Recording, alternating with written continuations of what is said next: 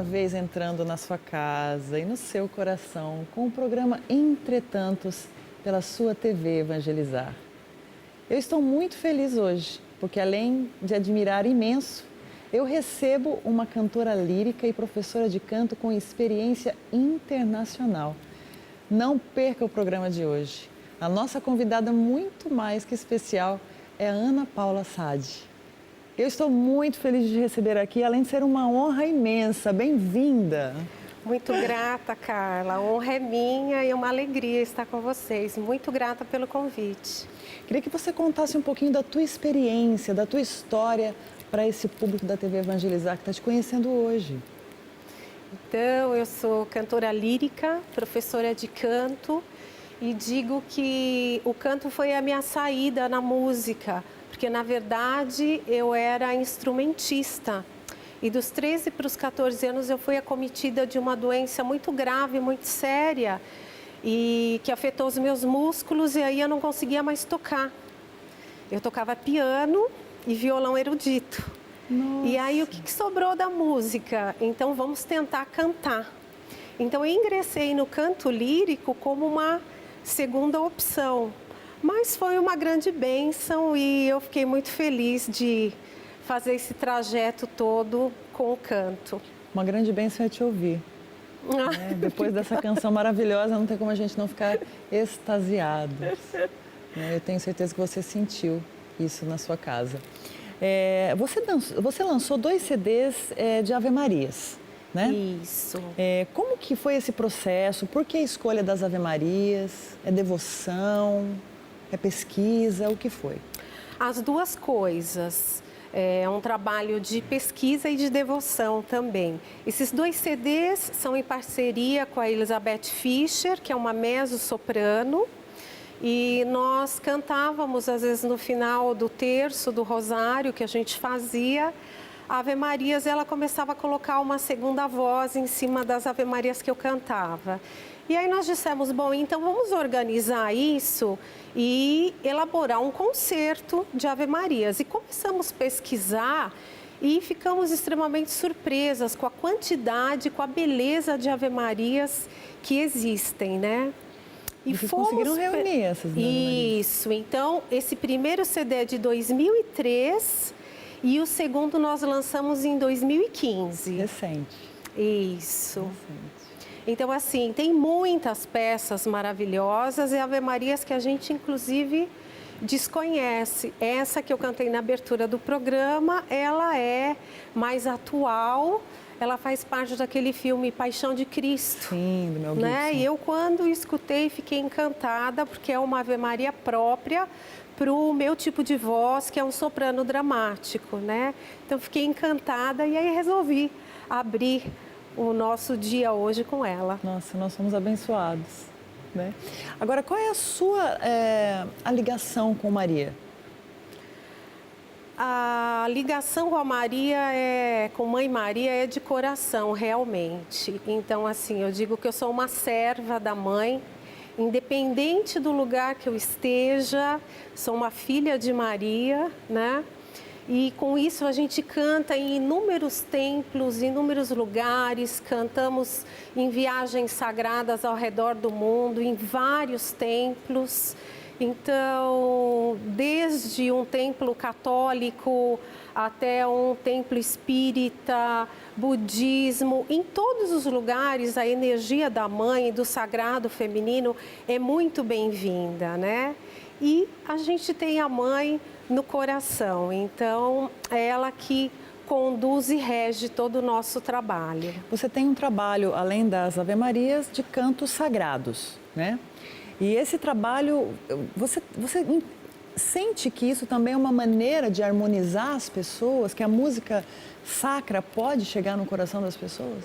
Além do canto transformador, naturalmente? Isso, com certeza. E não só no coração, mas a gente pesquisando e pautando a frequência dessas músicas em estudos científicos, da musicoterapia, que você conhece mais do que eu, a gente percebe que esses temas clássicos e músicas sacras, eles promovem eles atingem uma frequência que não muda só a pessoa que está cantando ou o ouvinte, muda a ambiência também. Então, a gente utiliza esse tipo de trabalho sacro, digamos, não com cunho religioso, mas com o cunho espiritual e principalmente salutar e autorregulador, porque o poder e a frequência que essas músicas promovem de bem-estar e de harmonia nas pessoas e na ambiência é algo muito sério e muito positivo. É por isso que eu considero o teu canto com esse diferencial, o terapêutico. Exatamente. Né? É isso que você faz praticamente diariamente com as pessoas. Você faz um canto não só estético, mas um canto terapêutico. Com certeza. Como é esse canto terapêutico? Explica para as pessoas. Então, eu tive a oportunidade de morar 2 anos e estudar em Milão, na Itália, fui cantar. E aí, assim, eu cantava de segunda a segunda, isso de 95 a 97. E quando eu voltei para o Brasil, eu falei, não, eu preciso fazer algo mais do meu canto, além de promover entretenimento às pessoas, né? E se a música foi um diferencial de maneira salutar na minha vida, me auxiliou muito a recuperação da minha saúde, por que não cantar e oferecer a frequência do canto desta maneira? Então, foi nesse período que realmente eu decidi, digamos assim, trilhar esse caminho dos cantos sagrados, e aí o trabalho começou a ter um fundo mais terapêutico. E isso expandiu, né? Que você viaja, você tem um quarteto, vocês viajam para dentro do Brasil, fora, vocês levam essa canção além da estética. Agora, eu quero falar um pouquinho desse seu livro, O Caminho Natural da Voz. E que você explicasse um pouquinho para os nossos telespectadores como foi esse trabalho, porque você me disse que foi um trabalho de pesquisa, né? Que você utiliza do canto como forma de terapia, e você tem muitos pacientes, né?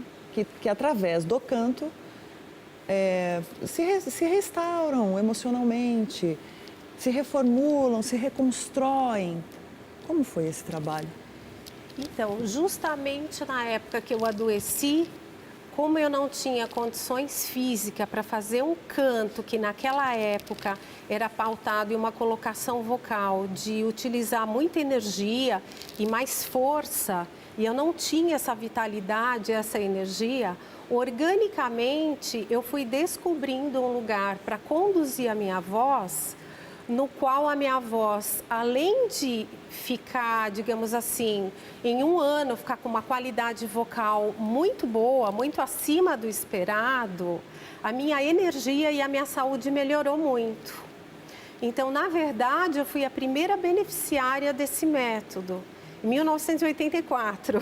Puxa, que tempo de caminho. Muito. E primeiro fui me formando em música e lecionava para cantores, aulas em faculdades, universidades, conservatórios de música, sempre observando que as pessoas melhoravam, mas na verdade eu não anunciava que o método era terapêutico. Isso era uma consequência, porque os cantores queriam cantar melhor, né?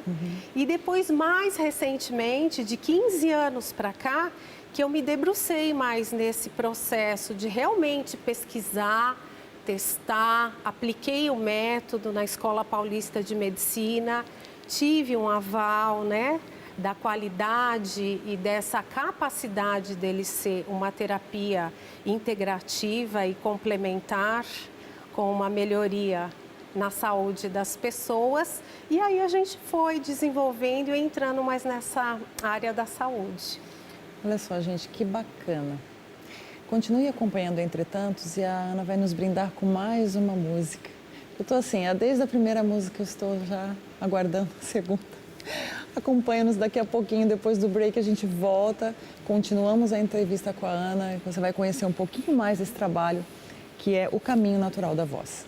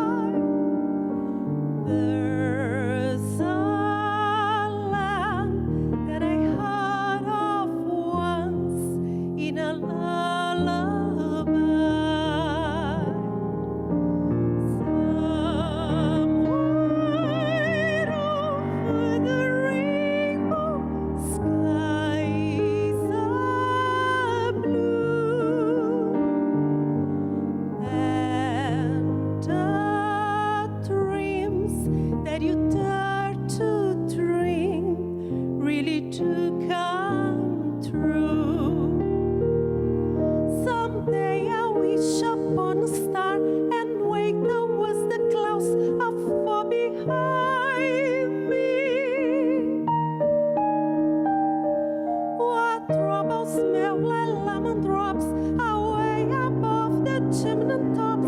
That where you find me, somewhere over the rainbow, bluebirds fly. Birds fly over the rainbow. I don't know why can't I?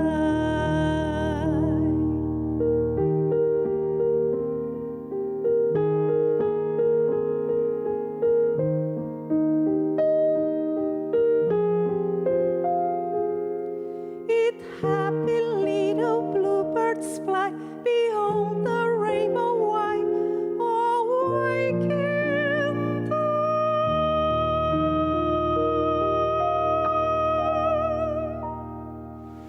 Voltamos com Entretantos. Entretanto, no seu coração, acompanhando você pela internet. Escreve para mim. Entra lá no Facebook, /Carla Fioravante, tanto no meu perfil quanto na minha página.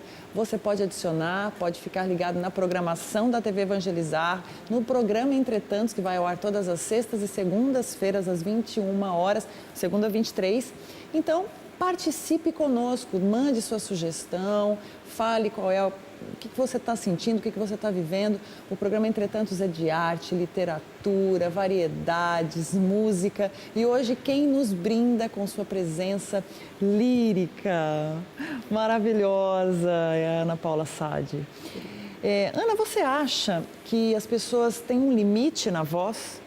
Existe um limite para cantar? Ou existe um certo cuidado com a voz? A gente tem que ter muitos cuidados com a voz, né? E a pessoa, às vezes, ela vem para fazer um desenvolvimento vocal, para aumentar a tessitura vocal dela. Então, normalmente, a gente tem, sim, um limite na voz. Mas quando você faz um trabalho de técnica vocal orientado por um bom profissional, ele vai te auxiliar a aumentar essa tua tessitura. Então, você vai ganhar mais agudos, mais graves e a homogeneidade dessa voz, que é o mais importante, que no método a gente chama da linha da voz.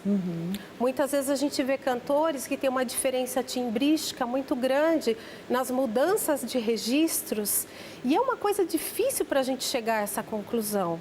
Então, assim, esse é um dos pontos fortes do método também. A gente trabalha bastante isso para suavizar essa dificuldade e que a pessoa tenha essa capacidade do grave, médio e agudo, fazer uma colocação vocal com naturalidade, que dê prazer, que aumente essa tessitura vocal, mas sempre com muita cautela e cuidado, né?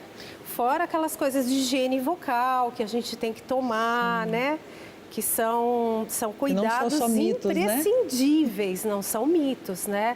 São totalmente necessários para você manter a saúde e a qualidade da sua voz, né? Você falou algo interessante, que é o que marca muito a singularidade de cada pessoa, é o timbre. Não existe um timbre igual ao outro, né? Não. Cada pessoa tem um timbre. É a identidade. Exatamente. Né? Quando você ouve a pessoa falar, nunca vai ouvir uma pessoa que fala igual. Exatamente. O mesmo timbre.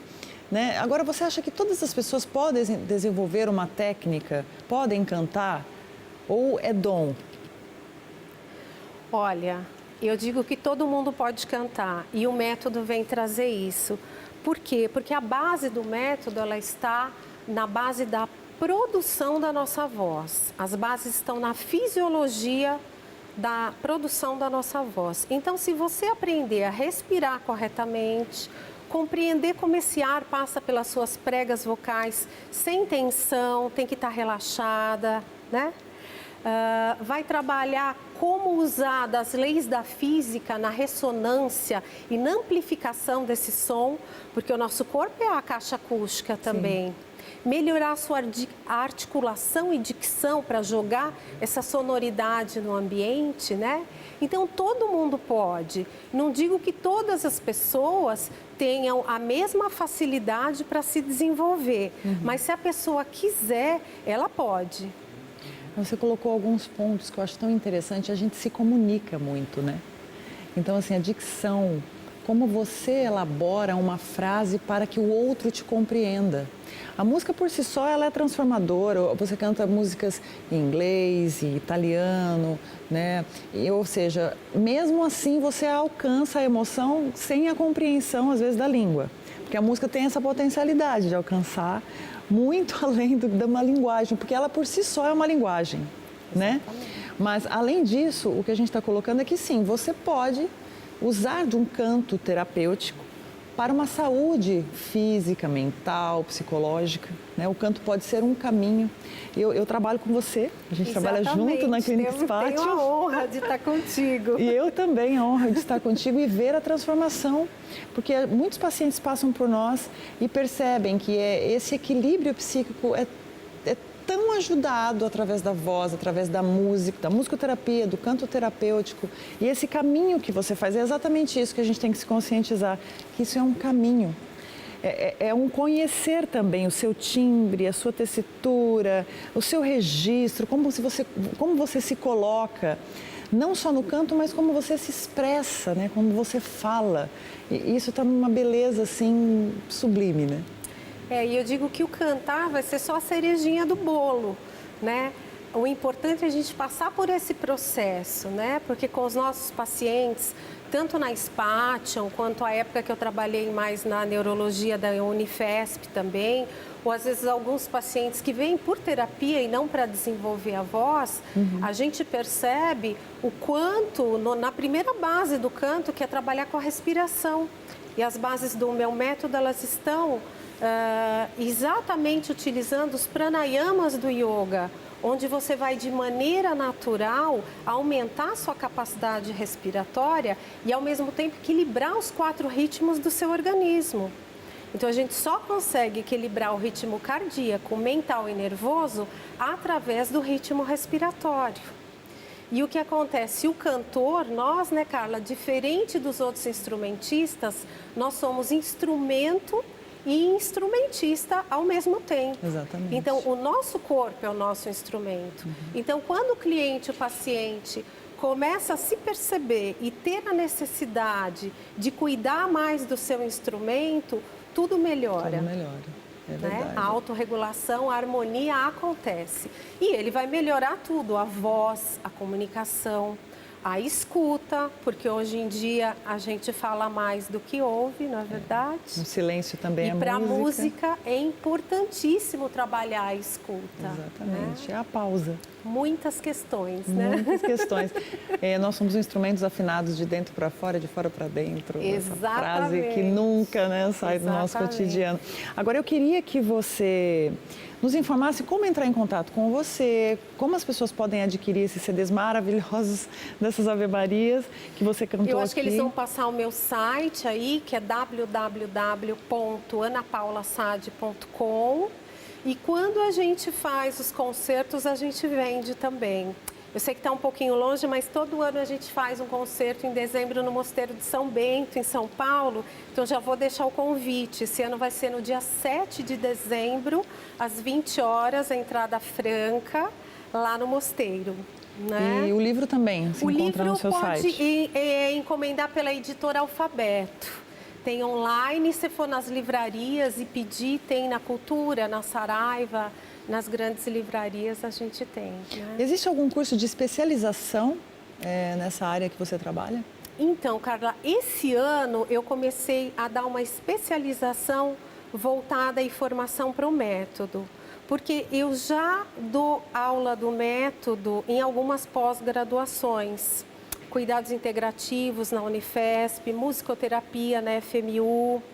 Estamos com uma pós nova agora lá em Taubaté, na Unital, de espiritualidade e ciência.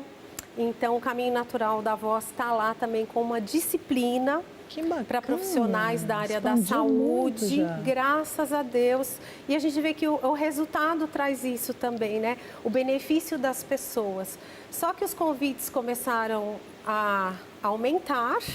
Eu sou uma só e você sabe que para a gente conciliar a parte artística com a pedagógica é difícil.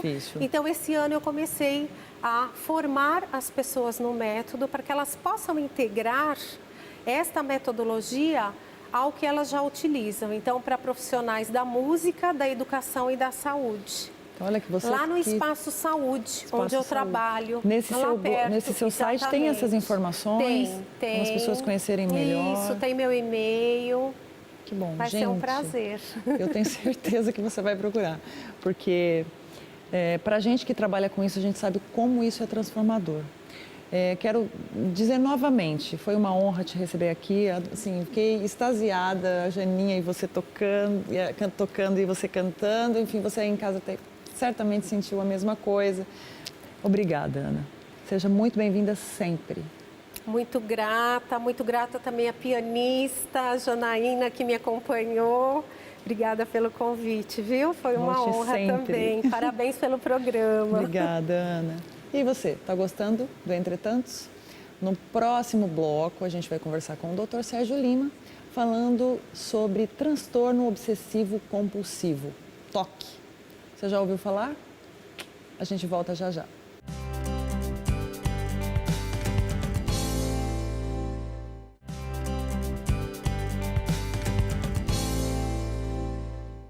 Nós estamos de volta com o Entretantos e hoje eu vou conversar novamente com o Dr. Sérgio Lima, que é psiquiatra, sobre um assunto muito pedido para você que tem nos acompanhado todas as sextas e segundas-feiras.